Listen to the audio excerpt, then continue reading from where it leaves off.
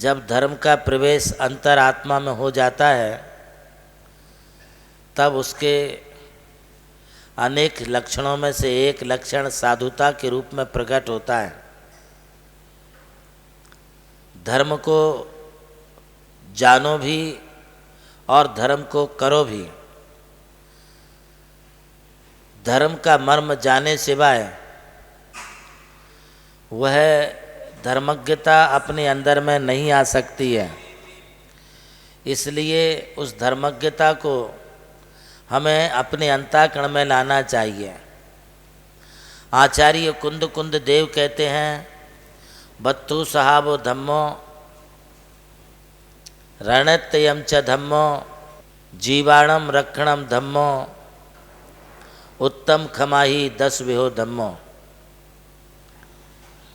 वस्तु का स्वभाव धर्म है, हर एक पदार्थ का अपना धर्म है, और जब तक कोई भी पदार्थ अपने स्वभाव में रहती है तब वो वस्तु हमारे लिए अच्छी लगती है। पानी का स्वभाव शीतलता है, पानी का स्वभाव प्यास बुझाना है, पानी का स्वभाव गंदगी को दूर करना है। ठीक इसी प्रकार से इस जीवात्मा के भी अपने स्वभाव होते हैं। जैसे पानी स्वभाव से ही शीतल है, वैसे इस आत्मा का धर्म भी शीतलता शांति बनाए रखना है।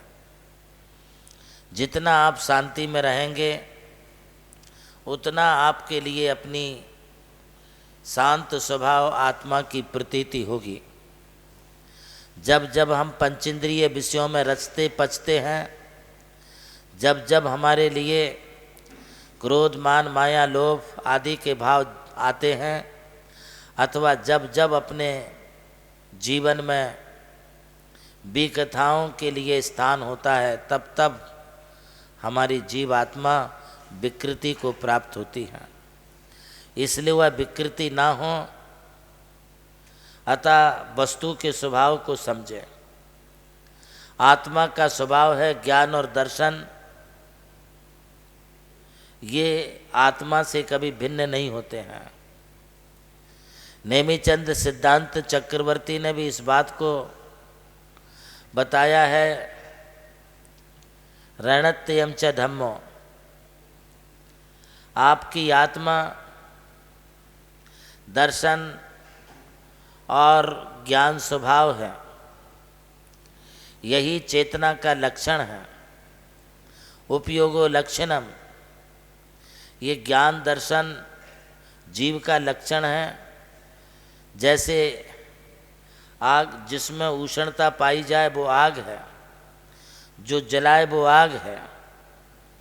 इसी तरह से जिसमें ज्ञान और दर्शन चेतना पाई जाए वह जीव है। हमें अपने ज्ञान स्वभाव को समझना होगा, हमें अपने दर्शन स्वभाव को जानना होगा।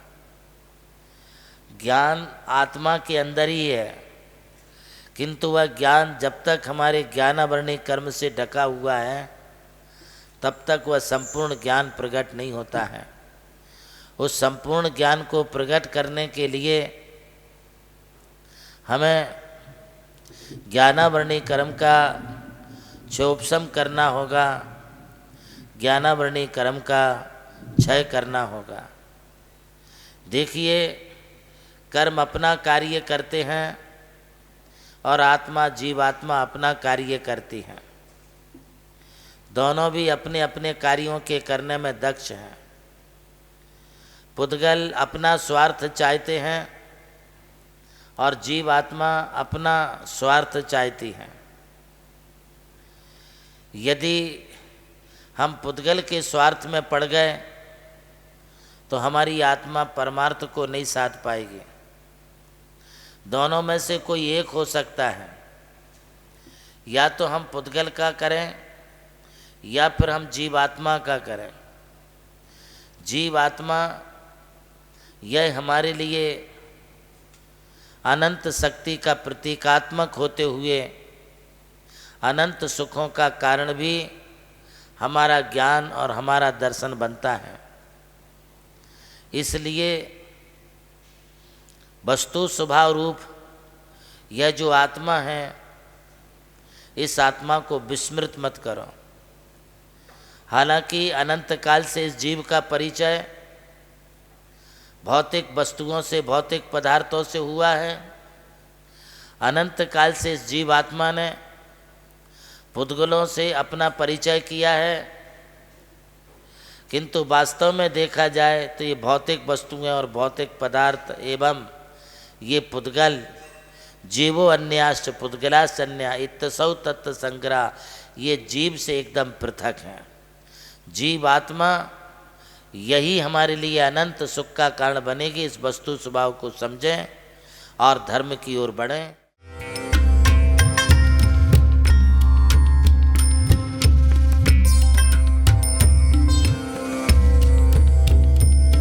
जैन धर्म केवल धर्म नहीं, जन जन का धम है। यही है इस धर्म की संस्कृति। सन 2010 चातुर्मास के दौरान मांगी तुंगी और गजपंथा की तीर्थ यात्रा के बाद एक रात्रि गजपंथा की पहाड़ियों पर विश्राम करते समय आचार्य श्री देवनंदी जी महाराज को एक दिव्य स्वप्न प्राप्त हुआ। स्वप्न में उन्होंने देखा कि एक ऐसा तीर्थ जिसकी कोई कल्पना भी नहीं कर सका था, एक ऐसा स्थान जहां पंच परमेष्ठियों की भव्य मूर्तियां हों, एक ऐसा समव शरण जो समर्पित हो जैन धर्म की शाश्वत परंपरा को। उस दिव्य संकेत को जीवन में उतारने के लिए आचार्य श्री कुंथलगिरी की ओर विहार पर निकल पड़े। वहां एक श्रद्धालु ने अपनी भूमि पूज्य गुरुदेव को समर्पित की और यहीं से आरंभ हुई मुंबई आगरा हाईवे NH3 स्थित णमोकार तीर्थ के निर्माण की महायात्रा। ये वही भूमि है जिसे राम टेकड़ी कहा जाता है, जहां भगवान रामचंद्र जी ने 12 लाख वर्ष पूर्व तपस्या की थी। आज यही भूमि बन रही है जैन संस्कृति का जीवंत प्रतीक णमोकार महातीर्थ। यहां बन रही है 51 फीट ऊंची अरिहंत परमेष्ठी की मूर्ति, चारों दिशाओं में 31-31 फुट ऊंची अन्य परमेष्ठियों की मूर्तियां। कुल मिलाकर एक अद्वितीय समवशरण की रचना है, जिसका वर्णन Guinness book of world record में दर्ज हो चुका है।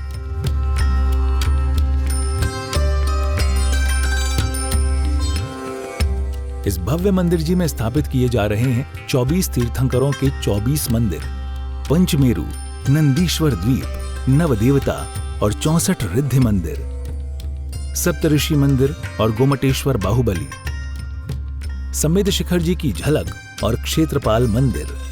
यहाँ पर अब तक 250 से अधिक कमरे निर्मित हो चुके हैं, जिनमें 75 साधु साध्वियों के लिए एवं यात्री निवास आधुनिक सुविधाओं से युक्त है। AC रूम, भोजनशाला, कैंटीन और विशाल गुरु मंदिर। णमोकार तीर्थ का भूमि पूजन 8 फरवरी 2014 को संपन्न किया गया था और आज लगभग 10 लाख स्क्वायर फीट से अधिक निर्माण पूर्ण हो चुका है और अब यह दिव्य तीर्थ अपने चरम आयोजन की ओर अग्रसर है।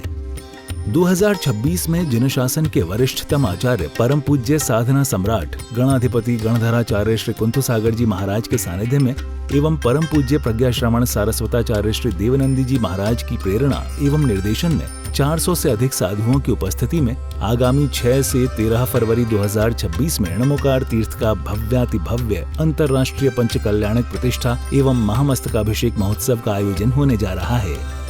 खुल रहा है पुण्य का द्वार, जो करेगा भव पार।